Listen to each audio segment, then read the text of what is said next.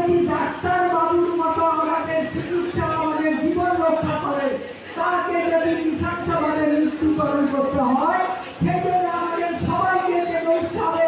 সারা বাংলার মানুষকে, কোনো ছেলে মেয়ে যুবক সবাই ছাত্র এবং মাদার সবাইকে জেগে উঠতে হবে যে কোনো এখানে কোনো বিজেপি নয়, সিপিএম নয়, কোনো পার্টি নয়, জাত নয়, সবাইয়েরই মা বাবা আছে, সবাইকে চিকিৎসা দিতে হয়। সবাইকে অনুরোধ করবো, আজ আমাদের 17 তারিখ মাননীয় মুখ্যমন্ত্রী প্রত্যেককে পথে নামতে বলেছে। যিনি দোষী তার ফাঁসি হোক, এই চিন্তা করতে হবে। প্রত্যেককে অনুরোধ করবো, যারা বিরোধিতা করেন তাদের অনুরোধ করবো, আপনারাও মা বাবা ভাইয়েরা সবাই চিকিৎসা দিয়ে যাবেন। কিন্তু চিকিৎসা যদি মারা যায় তাহলে আপনারা বলুন তার জন্য চিকিৎসা করতে হবে, প্রত্যেককে পথে নামতে হবে, এটাই অনুরোধ জানাই।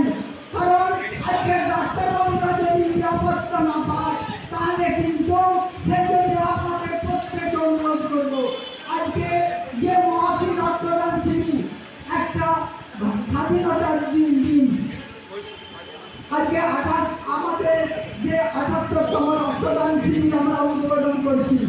আজকে যারা রক্ত দিচ্ছেন, এমন দিচ্ছেন যেসব বিপ্লবীরা রক্তের বিনিময়ে আমরা স্বাধীনতা পেয়েছি, তার জন্য আজকে সেই মহতি দিনে যারা রক্ত দিচ্ছেন, আপনাদের রক্তের বিনিময়ে মানুষের জীবন রক্ষা হবে, এটাই আমি গর্ব করি।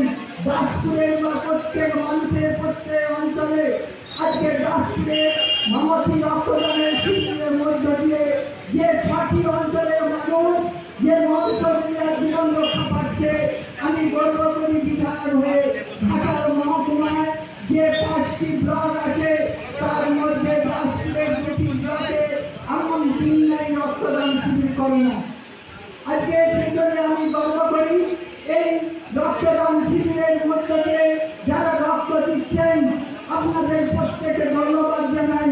একটা যারা ভারতবাসী, ভারতকে যারা স্বাধীন করেছিল তাদের রক্ত দিয়ে যেমন ভারত স্বাধীন করেছিলেন, তেমনি তারাও রক্ত দিয়ে মানুষের রুটিকে জীবন রক্ষা দিচ্ছেন। সেই জন্য তাদের আন্তরিকভাবে ধন্যবাদ জানাই এলাকার বিদ্যালয়। আজকে সেই মহতি দিনে আপনারা প্রত্যেকে